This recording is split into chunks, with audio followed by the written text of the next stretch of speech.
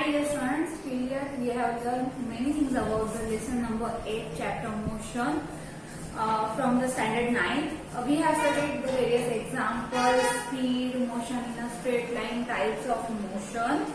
Then we have studied about the uniform and non-uniform motion. What is the uniform motion? When the speed is constant, when the rate of change is constant, then we call it a uniform motion. After that, the second type is non-uniform motion. When the speed is not constant, when the body is not moving in a particular time in a particular distance, then we call it as a non-uniform motion. Now, speed has the formula as distance upon time, or we can say average speed is equal to average distance upon average time taken in the case of non-uniform motion. Second thing we have studied about the speed along with the direction is called as velocity. Velocity is displacement upon time, or average velocity is equal to average displacement or total displacement upon total time taken.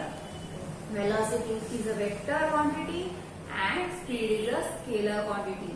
We have completed the discussions about page number 98, 99, 100, 101 and 102 in the last few of our videos. Here onwards we will again recall the concept of acceleration. In the last video we have learned about it. Acceleration is rate of change of velocity.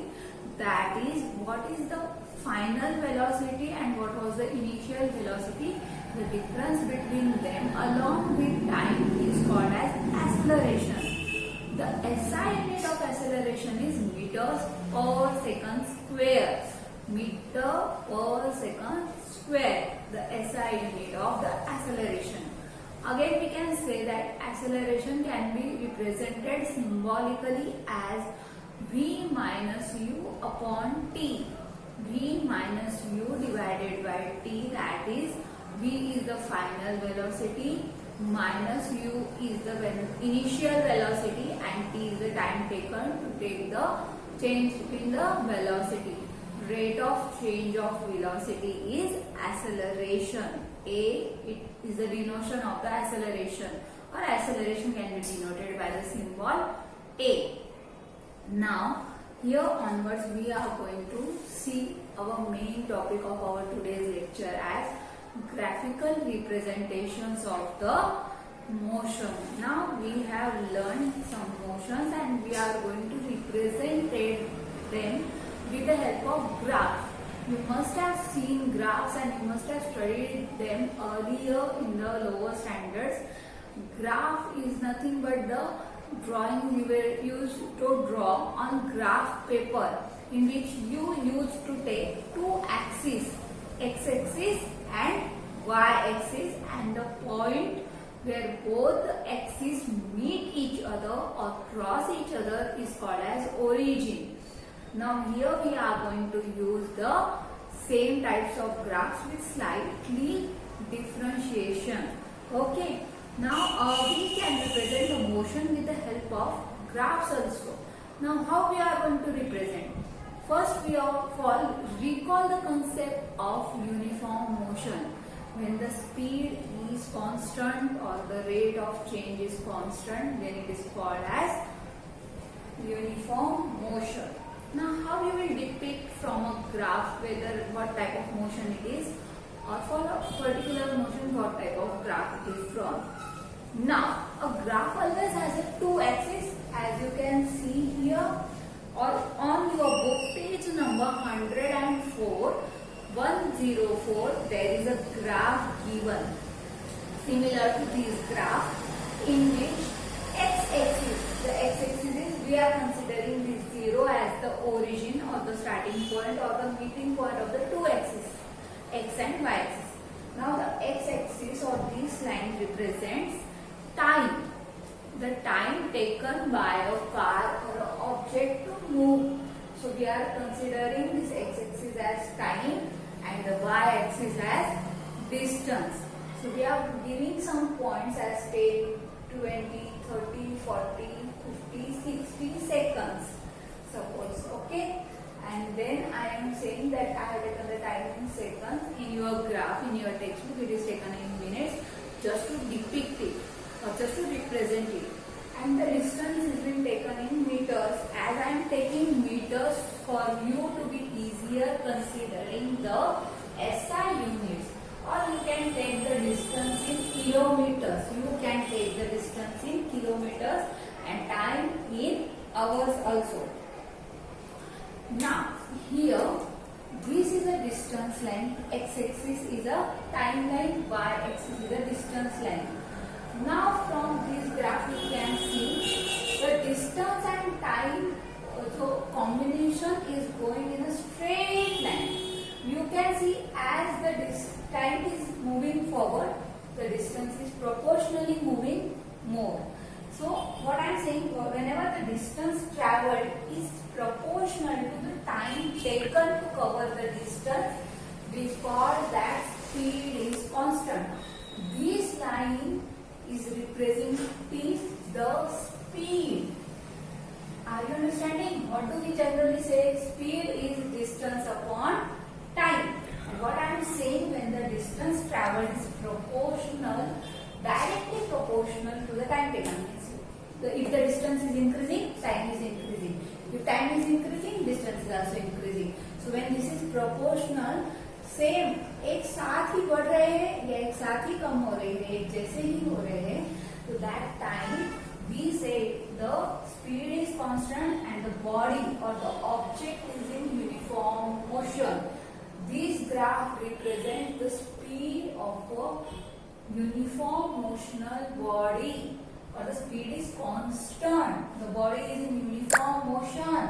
The distance travelled is proportional to the time taken. So always it is represented by a straight line. Or now vice versa if we go. If there is a graph in which there is a straight line, then you will say, ma'am, it is moving in the which type of motion? Uniform motion. When the distance time graph line is a straight line, the body is in uniform motion. Now, if there is a graph given and we don't know the speed, but we can mark out the time and the distance by pointing out the points and they are comparing quantities by on the x-axis of time and y-axis of distance. Now our general formula is what? Speed is equal to distance upon time. But here exactly we don't know what distance and what time. We just have to find out the speed. So from the graph, we can make or repeat the formula. Can find out the formula that if we take 2 points saying that, okay, I will say that as it is in uniform motion, the speed is constant between any 2 points. Am I right? Between any 2 points. So if I take this as the first point and this as the second point, okay? Now I am finding out the speed between these 2 points.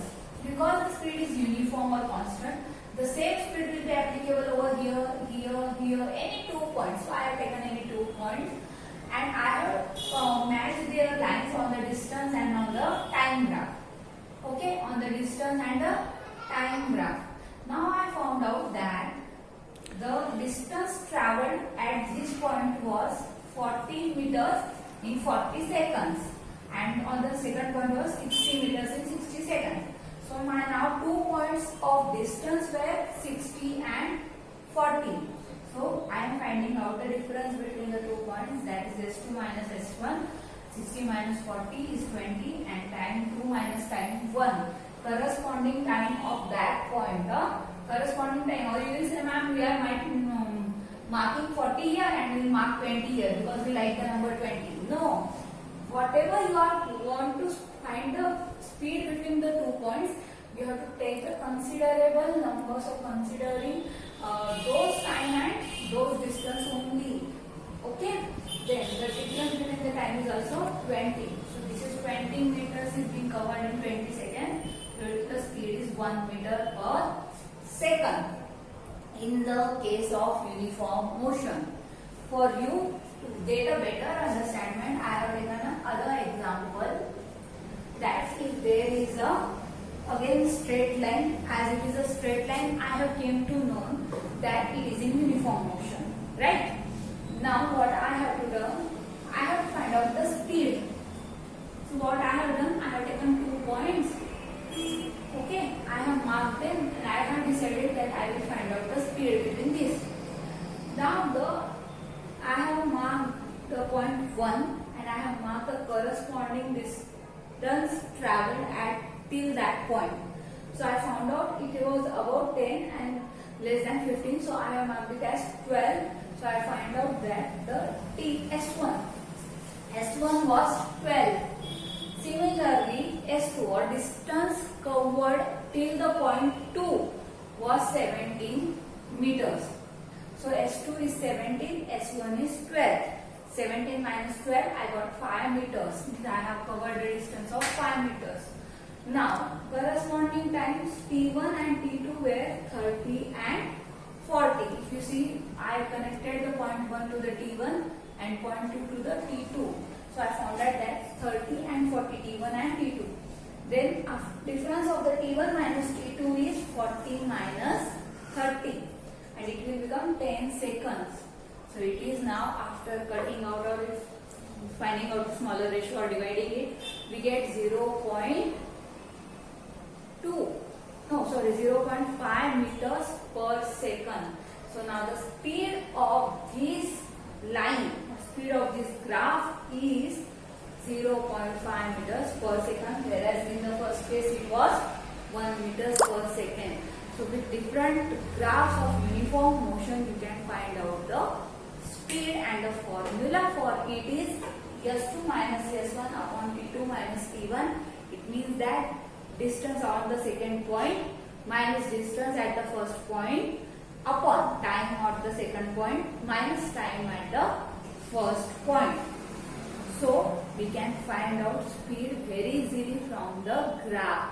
So now what are the questions you have given? Many a times a graph is given and you will have to find the speed between given 2 points or at any point in a uniform motion, or sometimes speed is given and you will have to find out the time. So you can use a formula, same formula for it from the graph. So or sometimes a graph is given and it is asked for 1 mark, that whether the graph is of a uniform motion or a non-uniform motion. So I hope you have been understood. You can also refer the page number 1041 not 4 in your textbook. There is now a second table given. I am also going to give some exercise after this for you to do it as a homework. Now we are going to comparatively. We have seen everything about the uniform motion, but what about the non-uniform motion? How would you know? Because their speed is more constant. Even the table given in your page, given on your page number 104, also shows that the time is similar. The time gap is similar: 0 to 2, 2 to 4, 4 to 6, and the distance in meters is earlier it was 1 meter, then it is 3 meter, then it is 6 meter, then it is 7 meter, and differentiating a lot. So what I want to say that you can find the speed in a case of a uniform motion. But can you apply the same formula on a non-uniform motion? And this is the tricky question for you for today. That can this formula be applied for the non-uniform motion also or not? Now moving on, let's see. See here, it is a curved line. The distance and time is not directly proportional to each other. Means if the distance traveled is increasing, the time will not increase in the same proportion. It may be lesser or more. See here, it was in direct proportion. I said in the uniform case motion that if one will increase by 3, proportionally the time is also going to increase. Here also both will be changing, but their ratio is not fixed at all. It is not fixed. It is not dependent, or we just can't calculate that after some time the speed will remain the same and it will also travel in the next 5 seconds for 5 kilometers or 10 kilometers or corresponding whatever this value is. Here I can exactly say, if you will ask me, ma'am, at the point I'll say yeah 80 meters because the speed is 1. Okay, but I can't say anything confirmed in this case. It is a curved graph. When the graph is a curved line or a simply U-type line, then we call it as a graph, distance time graph of a non-uniform motion. Why distance time graph? Because we are considering only distance and time. The ratios or the quantities are given in distance and time. So these are the two types start of the graphical representation. There are again some more types of graph. You are going to get velocity time graph, you are going to get other types of graph. But when we are talking about a distance and time graph, so there are two types of distance time graph in which one axis is distance, other is time. If the middle line is a straight line, you will say speed is constant, graph is of a uniform motion. If the line is curved line, you will say speed is not constant, the graph is a non-uniform motion. So I hope you must have understood till yet many things. In the numericals, we will have a slight question. We will take a question of the graph in which you will see page number 112. Page number 112 of your textbook. Question number 6 is being given, and there is a distance time graph, but there are three lines given A, B and C. On the same distance time graph, three different lines are given A, B and C. All the three lines are a straight line. So you will have to, what you will have to do in homework is you will have to try and find out the speed of all the three. Now in which of the three is the traveling fastest? How you will say the traveling fastest line? Then you will have to find the speed. Now you will say, ma'am, there is a line which is starting from the point 7, 6 or 7 in your graph. So try to think, try to make a logic if you could understood. If you don't understand, I am going to give you the question and answers. Don't worry, I am also going to explain this in your next lecture. But I want yourself to try it down, just to have a clearance of the concept actually. And don't just worry if you don't understand anything. It means you have understood something. Never worry a lot, because I am here, we are here to solve your all the difficulties. Again, revise and re-see this video because it is a very important concept, time, distance time graph. And if you have any queries, any questions, ask on the group. And if you find the answer that can be applied this formula on a non-uniform motion, reply in that also and try to solve the sum of page number 112, question number 6. Thank you and bye.